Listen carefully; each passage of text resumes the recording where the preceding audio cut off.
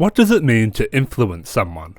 How do you do it? Do you have to be working toward that goal explicitly to achieve it? Or is it something you can do without intention? What does it mean to have someone influence you? How much can influence by itself change you as a person? Do you have to be seeking influence to find it? Or is it too something that can happen without an explicit desire?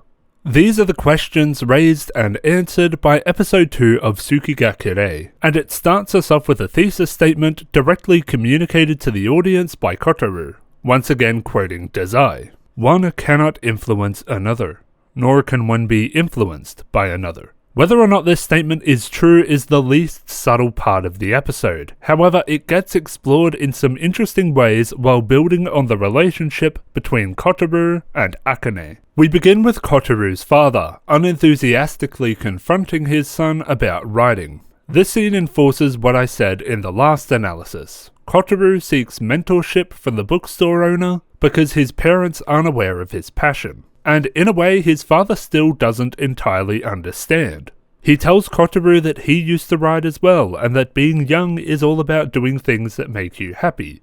But notice what's really being said here. I used to be a writer. Being young is about pursuing your passion. Although Kotaru's father doesn't state it outright, the implication is that this passion for writing is something of a phase, something he will eventually leave behind as he quote-unquote grows up. Kotaru seemingly takes this as further justification for his reluctance to share his work with others. What reason is there to share his writing with others if they will perceive it as nothing more than a fun side activity and not a genuine passion? Roman's blasé attitude towards wanting to read Kotaru's work seemingly encourages this line of thinking, as he treats it more like an inside joke than a genuine desire. This attitude begins to change when he sees Akane run for the first time, and he is mesmerized by the determination she puts into it. We get an excellent contrast between Kotaru and his peers when some nearby boys make inappropriate comments at Akane's expense. On a surface level, this only tells us that Kotaru isn't some dude bro misogynist, but on a deeper level it shows his admiration for the internal aspects of Akane, rather than her surface level appearance. The scene where Kotaru runs his race and seeks medical assistance for a minor injury doesn't contribute to the overarching theme of influence, but it does plant some seeds that will grow throughout the broader narrative. Primarily, it sets up the expectations that Akane's friends have regarding her relationship with Takumi Hira. Hira is Akane's friend from the track club and someone she gets along with quite well. Her classmates and fellow track club members seemingly take this to mean that Akane and Hira are destined for romance, something that Akane strongly refutes. This social pressure will build as the narrative progresses, and it won't be too long until I look into it in depth. It also introduces Kotaru to Chinatsu Nishio, one of Akane's best friends. This introduction doesn't establish much about the arc relating to both of them, beyond making it clear that Nishio is comfortable and friendly with Kotaru. In the middle of the episode, Akane loses her stress relief toy, which sends her into a state of unease. She is so preoccupied with finding this toy that she makes a mistake in her equipment group duties. On top of the pressure laid on by her father, this error leaves Akane flustered and nervous without her primary coping mechanism. This state of panic leads to her fumbling the relay, which costs not only the race but the competition for the entire school team. Getting off topic for a moment, this loss and comments on it by others offer two observations. One about the attitude of expectation, and one about Akane's relationship with failure. I can't help but think back to the lack of scrutiny that Kotaru faced for tripping during his race. Of course, that was earlier in the day, and he didn't lose his team the lead in the event.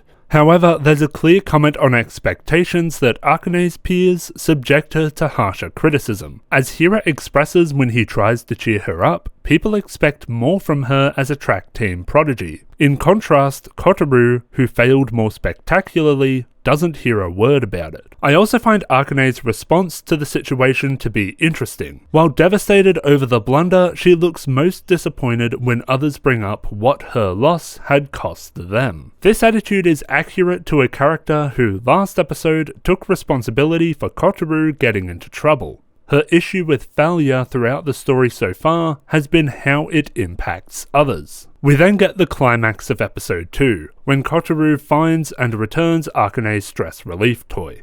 Akane is so pleased to have it returned that she lets all of her defenses down, admits that she gets nervous without it, confesses her severe blunder today, and confides in Kotoru that she's embarrassed to run in front of a crowd of people despite loving the sport. She ends this ecstatic rant by pointing out that she is hopeless. Kotoru then also lets down his guard for a moment and instinctively rebuts that she is not hopeless. He quickly composes himself to put back on the pompous front to continue the thought. You don't need to be embarrassed. I think you're fine the way you are. Kotoru is stating that she shouldn't be ashamed of running in front of people because her passion for the sport shows, and doing something you're passionate about should not be cause for embarrassment. Embarrassment is what has really been keeping Kotoru from sharing his writing with others. However, after telling Akane not to be ashamed of her passion, he takes on that advice for himself, seeking feedback from the bookstore owner. If you don't see what has just happened here, the show explicitly has Kotoru monologue to himself that he was wrong, that people can influence one another. Yeah, eat your heart out, heart embroidered on my panties, does I?